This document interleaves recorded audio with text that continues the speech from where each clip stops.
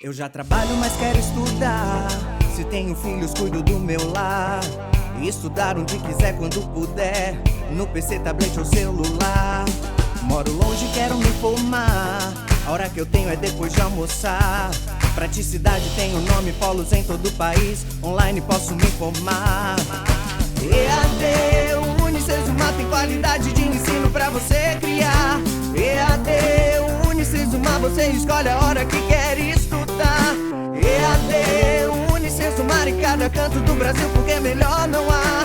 EAD, Unicesumar do meu jeito, no meu tempo, em qualquer lugar.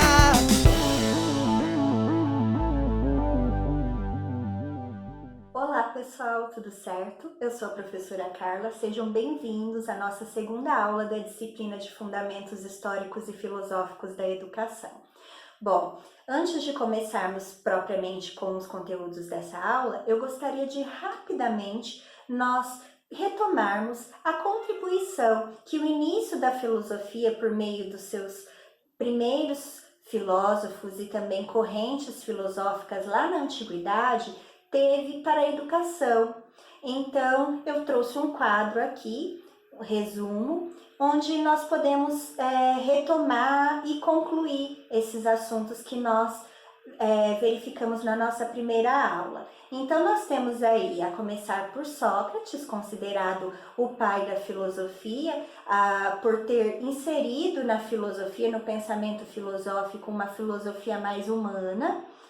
Ele foi considerado o primeiro a se preocupar com o ser humano e suas questões.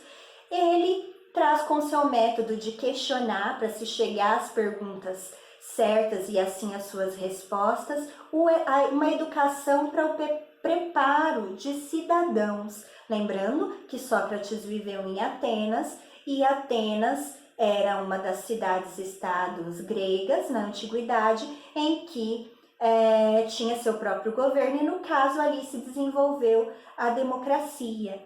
E aí, claro, nem todos eram habitantes de Atenas, se encaixavam no que eles consideravam enquanto cidadãos.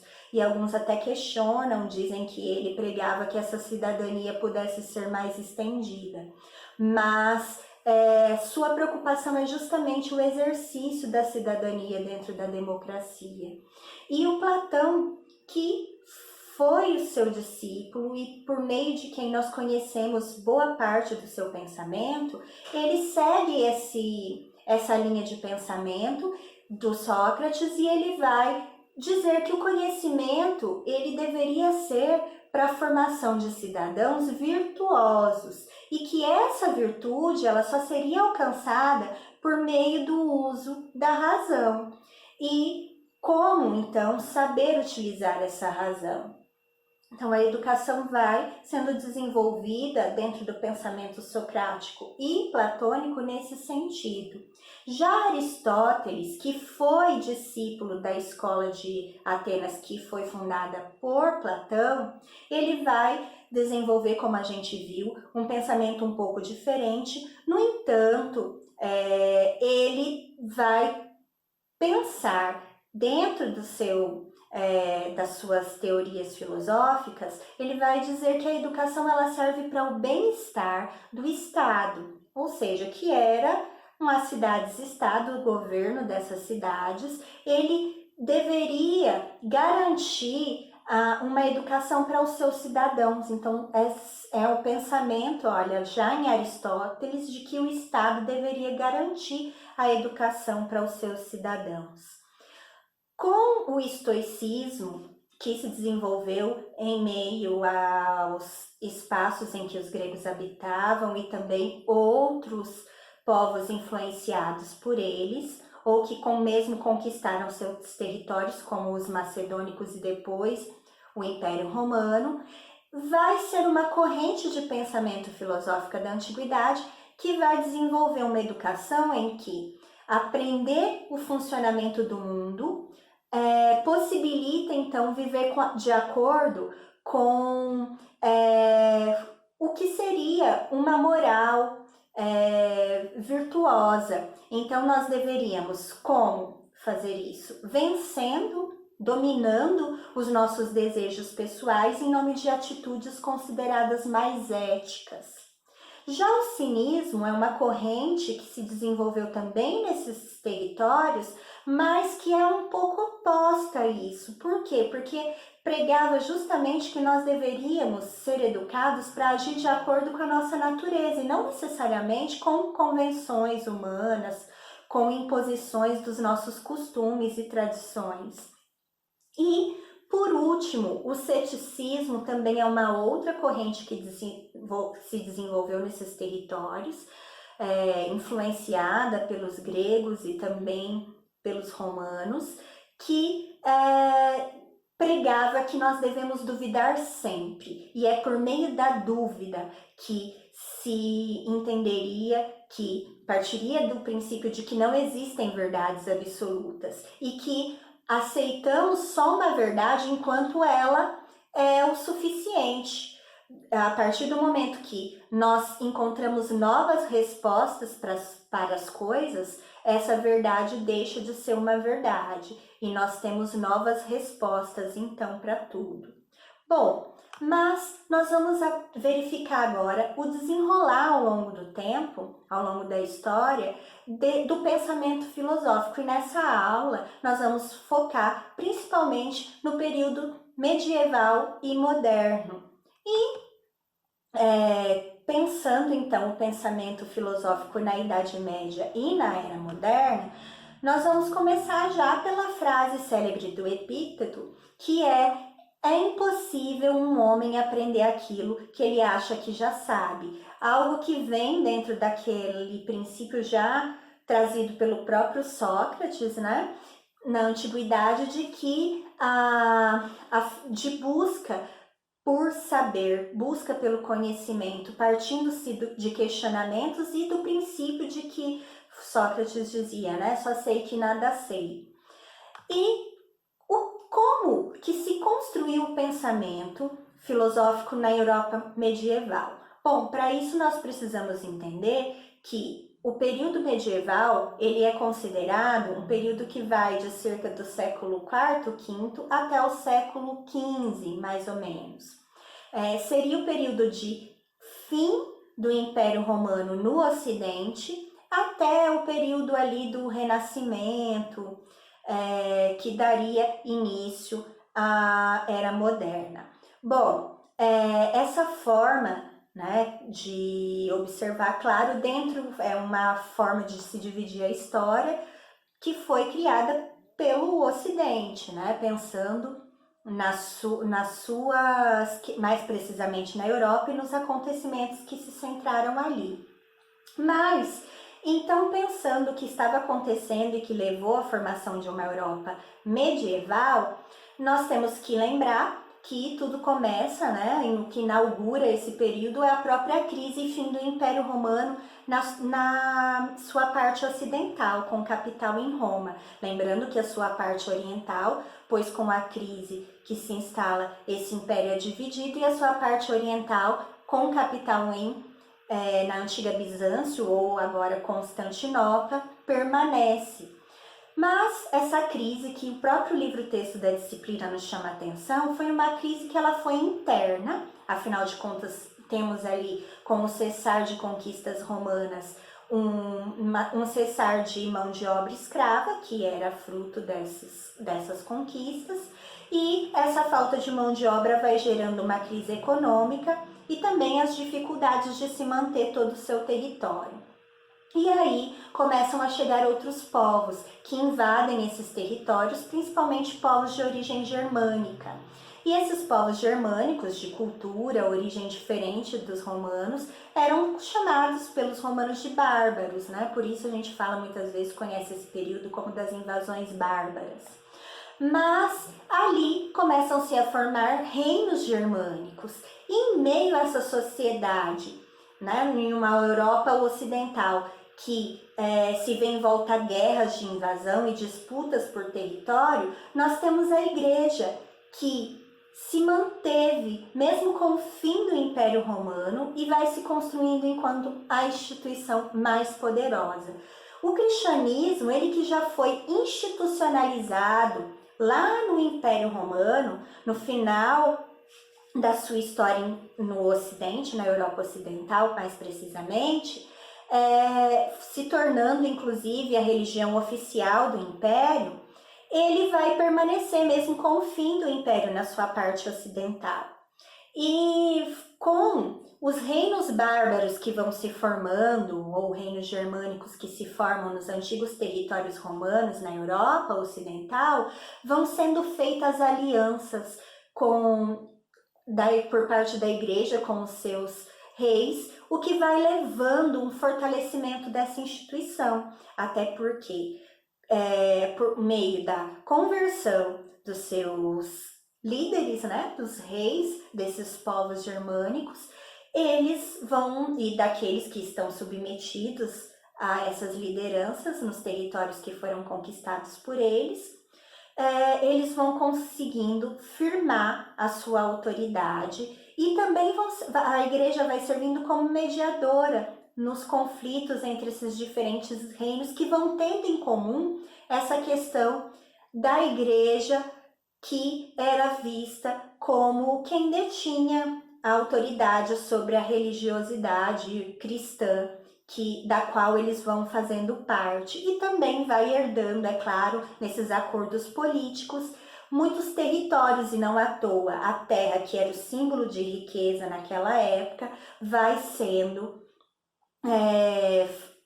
ela vai se tornando a maior detentora na Europa e se tornando a instituição, portanto, mais poderosa em vários sentidos.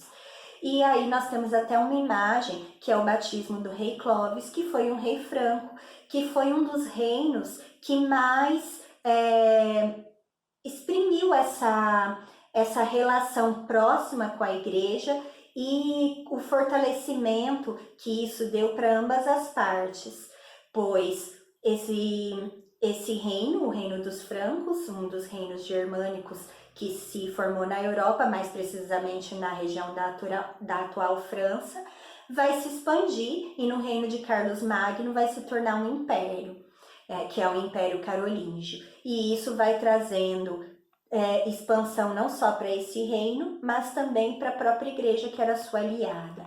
Então, nesse contexto todo que nós vimos, de invasões, de construções de reinos, de guerras, de disputas de território, e que a igreja não só se mantém, mas que se fortalece enquanto instituição, é que muitos pensadores eles se dedicaram a difundir a fé cristã e a aprimorar o pensamento religioso fundado na Bíblia, como nos explica essa citação do livro da nossa disciplina, que a Bíblia sendo o documento sagrado dos cristãos na decadência do Império, sob a égide dos últimos imperadores romanos. Então, já nessa queda e transição do Império Romano para a formação desses reinos, vai se estruturando tudo isso. E o pensamento filosófico medieval ele vai se desenvolver sob que perspectiva? Primeiro, de que Deus é a essência perfeita de tudo. Daí, a preocupação vai se centrar dos filósofos desse período em analisar justamente, compreender a relação entre a fé e a razão, bem como a natureza divina.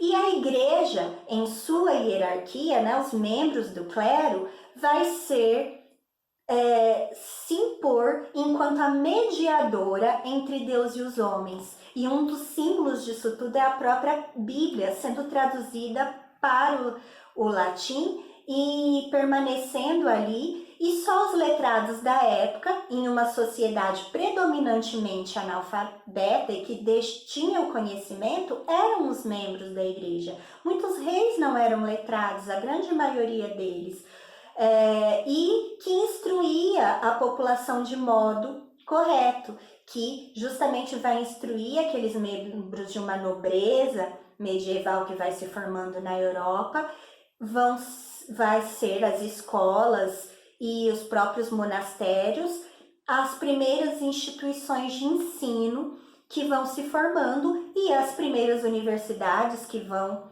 se formando no período medieval na Europa vão ser sob o controle da igreja. E os membros da igreja, eles se colocam enquanto a parte do mundo.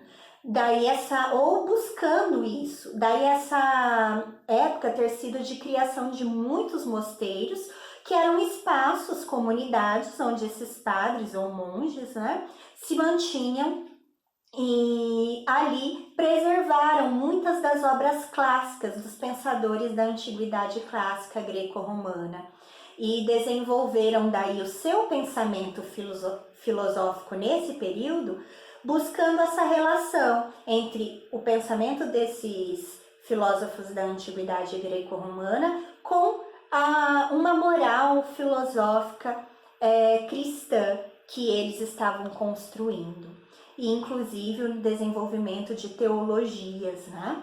Então, nós temos aí uma citação também do livro da disciplina dizendo que o pensamento cristão que se propagou no mundo medieval se deve principalmente a 4 grandes pensadores, seria Santo Ambrósio, São Jerônimo e Santo Agostinho, e também o Papa Gregório. Os 3 primeiros foram contemporâneos, enquanto o Papa Gregório vai viver um período um pouco mais à frente.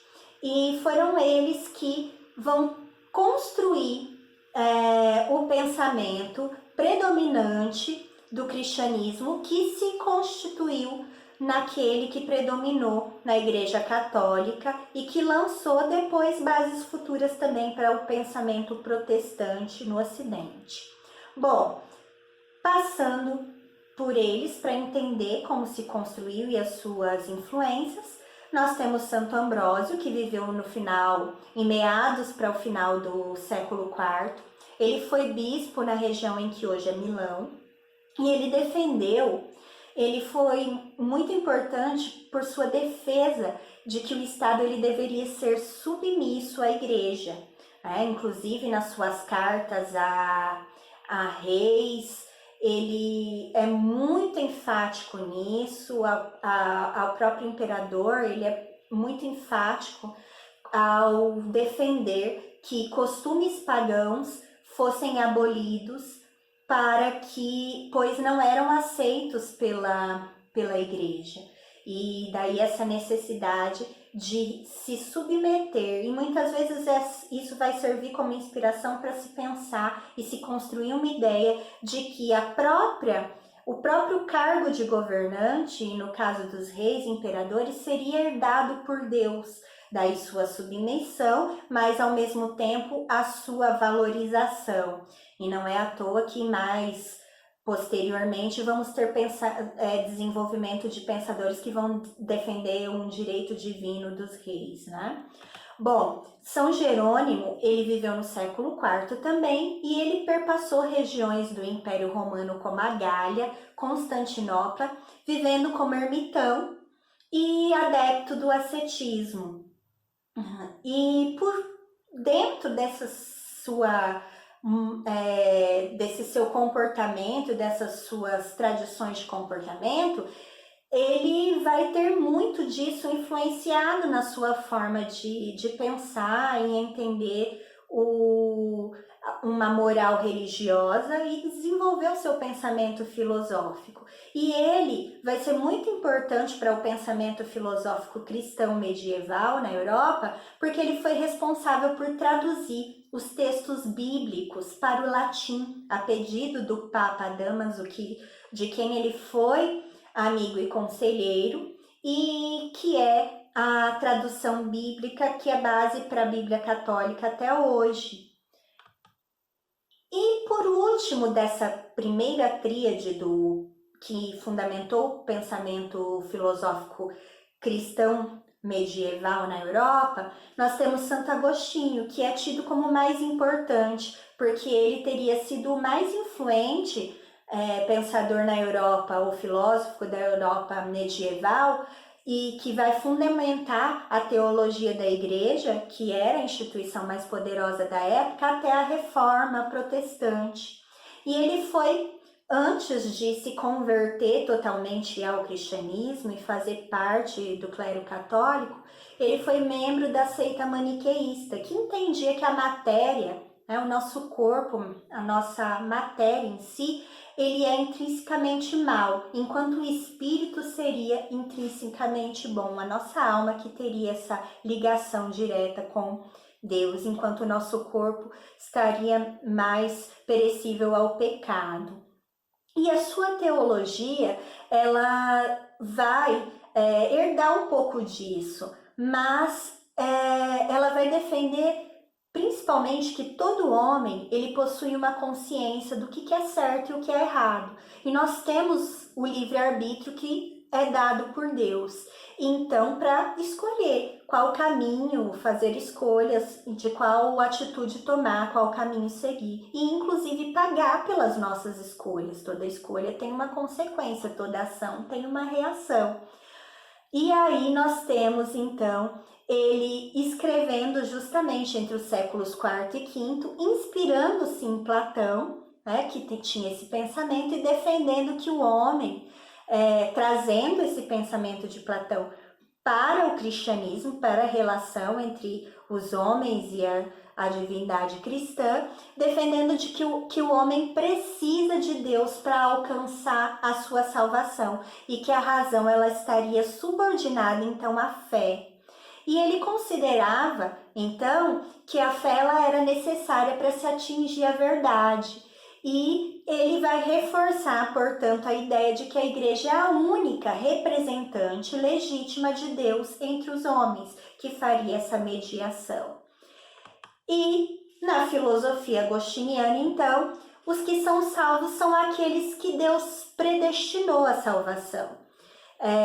Esta é uma relação direta da alma com Deus, mas que ninguém será salvo a menos que haja já sido batizado, tendo se tornado assim um membro da igreja. Isto faz então a igreja uma intermediária entre a alma e Deus, portanto reforçando essa autoridade da igreja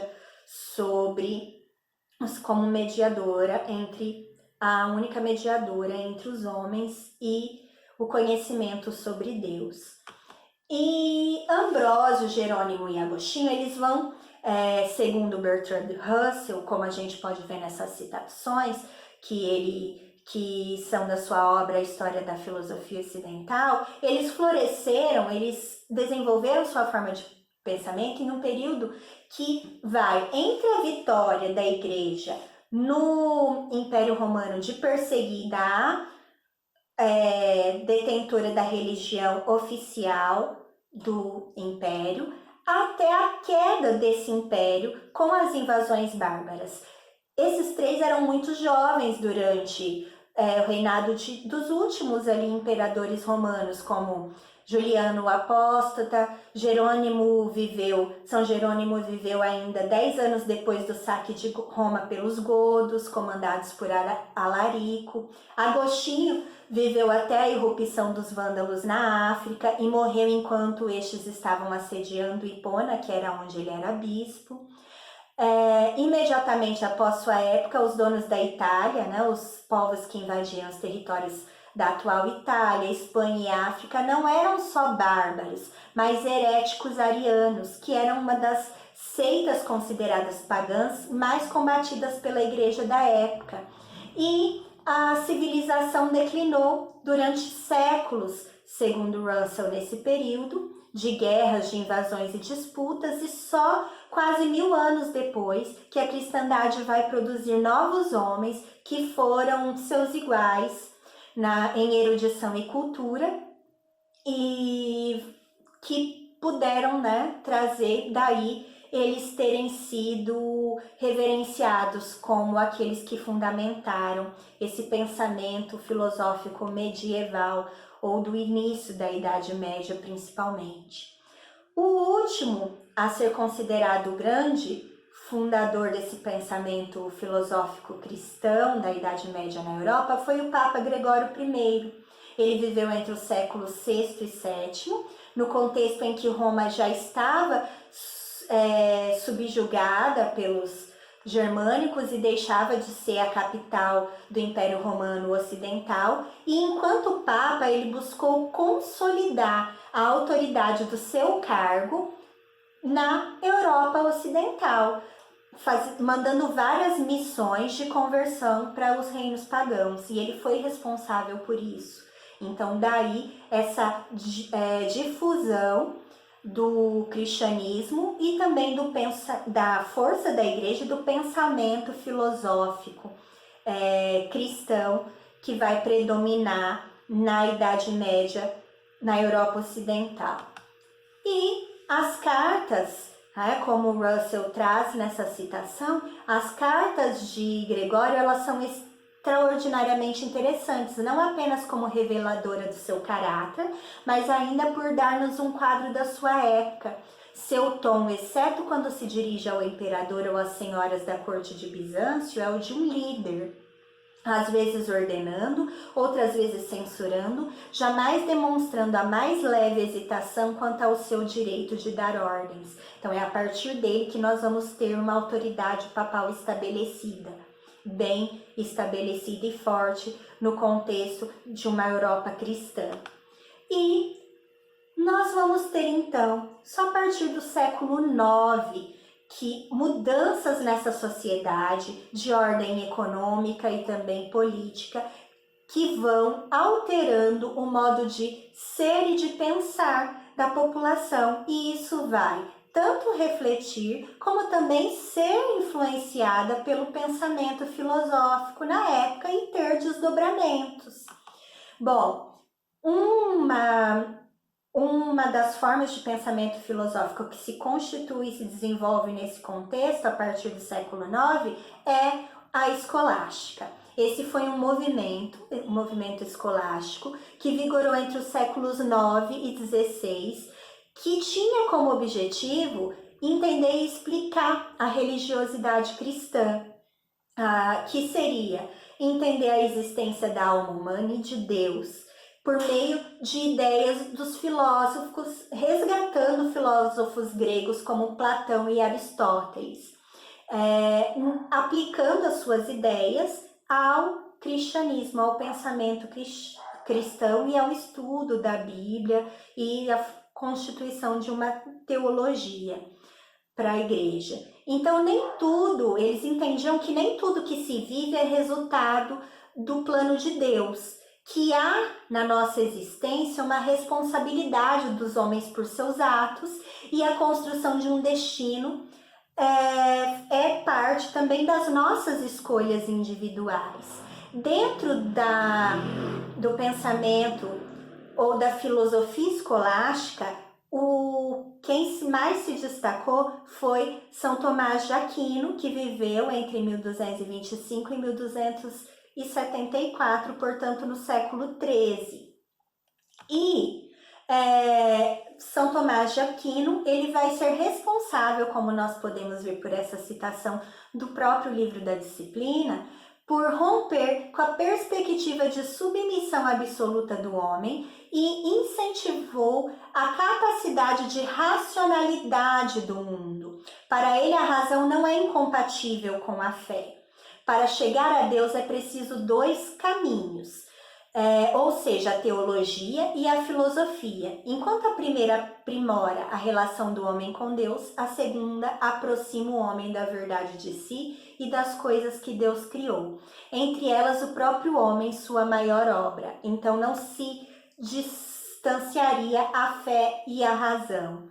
E sobre a influência dessa escolástica de São Tomás de Aquino, o tomista, a Igreja Católica vai proliferar nesse período, entre os séculos XIII e XVI, um grande número de universidades com a função de desenvolver essa razão sintonizada com os preceitos da fé. Então, o ensino vai ser muito voltado para isso, para esse conhecimento reflexivo e uma racionalidade, é claro, sob a ótica, sob os auspícios da igreja, e servindo também para justificar os seus atos e daqueles que eram seus apoiadores.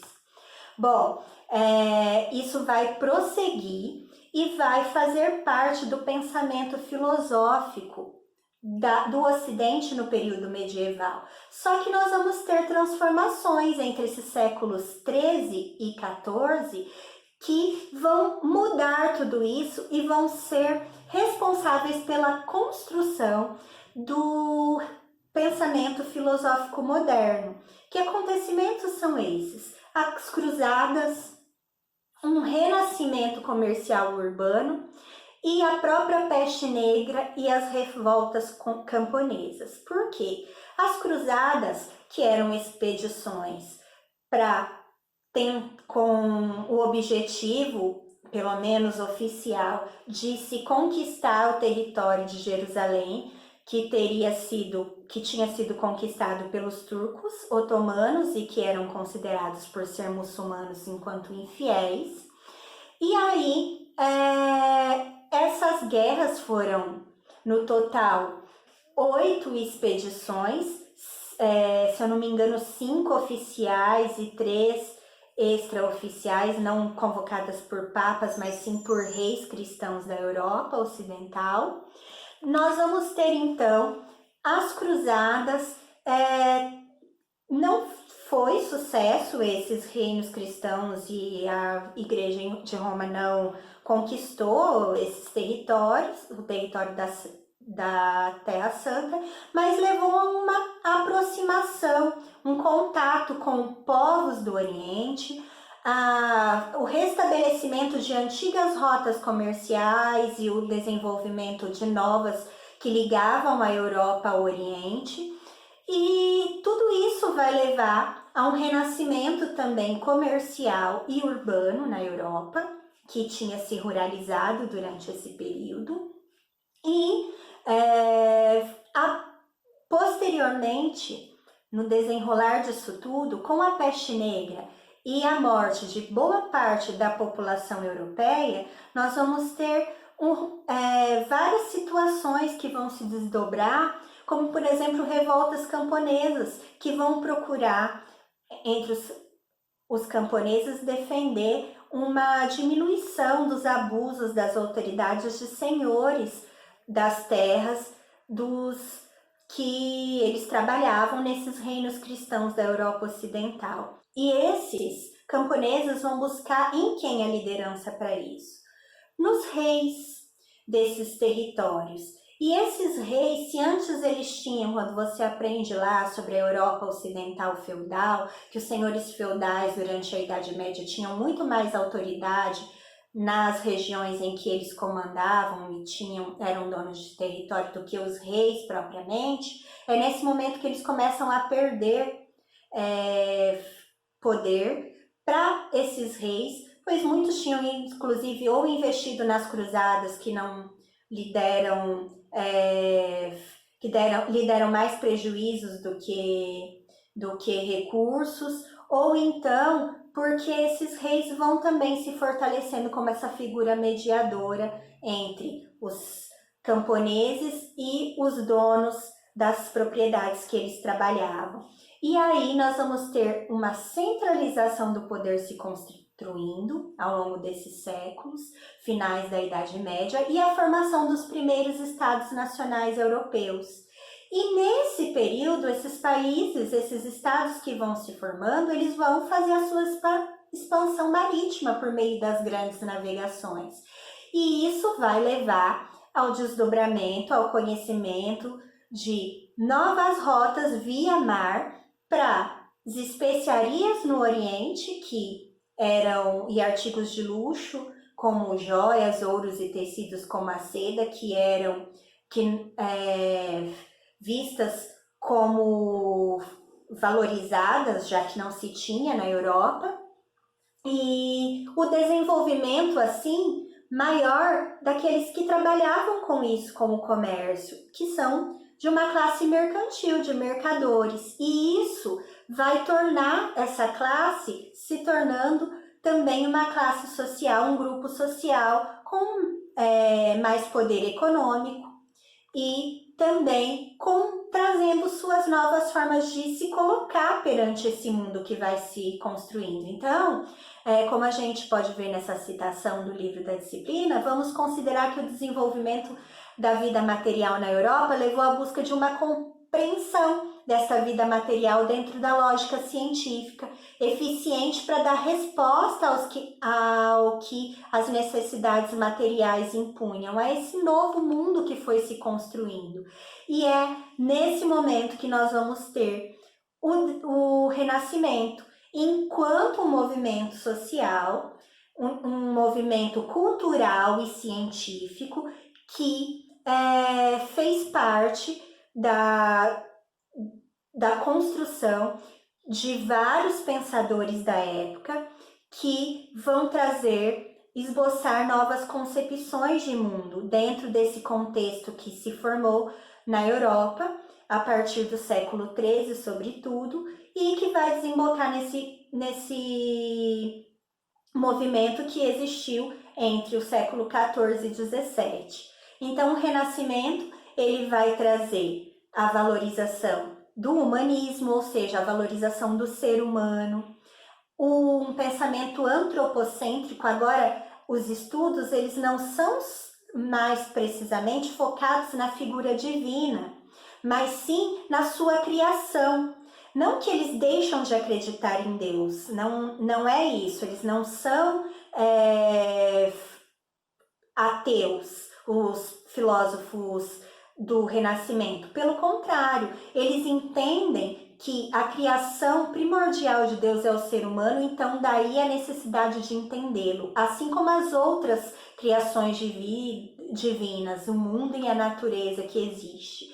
E aí nós temos um antropocentrismo, então o homem enquanto a preocupação, o centro da preocupação em se conhecer mais e como ele pode desenvolver formas de agir e transformar a natureza à sua volta, versus uma antiga forma de pensamento que era medieval, que era teocêntrica, que era Deus no centro de tudo. Uma valorização, então, do racionalismo e do método científico. E, seguindo esse pensamento, nós vamos ter vários expoentes. Uma imagem aí que nós temos, que é o homem vitruviano do Da Vinci, que é um dos expoentes do Renascimento, que contribuiu e muito e que expõe essa visão do homem enquanto entender sua métrica, sua imagem, suas medidas, buscando um homem ideal. Bom, entre esses expoentes eu separei alguns para concluir a nossa aula e entender essa transformação no pensamento filosófico ocidental, da passagem da Idade Média para a Idade Moderna. O Erasmo de Roterdã, que foi um clérigo holandês, que foi defensor dos estudos dos clássicos, lá antigos e gregos, até porque o Renascimento recebe esse nome por isso, o resgatar esses clássicos, claro que num novo contexto, e não que eles só copiassem as ideias dos antigos filósofos greco-romanos. E também de uma autonomia, apesar de clérigo, de uma autonomia do saber em relação à religião, que ele não fosse submetido só aos dogmas da igreja.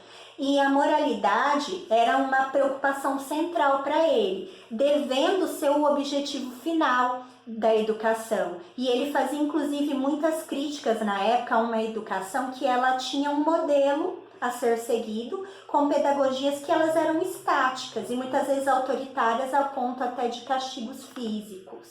Então, ele defende que não se trata apenas de alfabetização e leitura o educar, mas de interpretar textos criticamente, prática que os humanistas e os reformadores religiosos posteriormente vão introduzir na história da pedagogia e, portanto, na história da educação como um todo.